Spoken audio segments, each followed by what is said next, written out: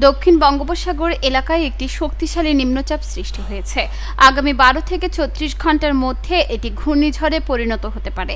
এর প্রভাবে বাংলাদেশ ও ভারতের বিভিন্ন অঞ্চলে ভারী বৃষ্টির প্রবল আশঙ্কা রয়েছে বলে জানিয়েছেন কানাডার সাস্কাচুয়ান বিশ্ববিদ্যালয়ের আবহাওয়া ও জলবায়ু বিষয়ক গবেষক মোস্তফা কামাল পলাশ। আজ বুধবার সকালে সামাজিক যোগাযোগ মাধ্যমে ফেসবুকের ভেরিফাইড আইডি থেকে দেওয়া এক পোস্টে এমন আশঙ্কার কথা জানিয়েছেন তিনি।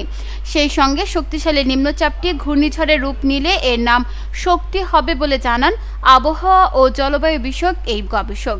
এই অবস্থায় চট্টগ্রাম, কক্সবাজার, মোংলা ও পায়রা সমুদ্র বন্দরকে 3 নম্বর স্থানীয় সতর্ক সংকেত দেখাতে বলা হয়েছে।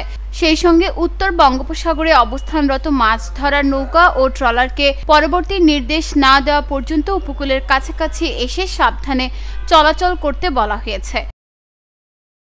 নিউজ ডেস্ক, চট্টগ্রাম সময়।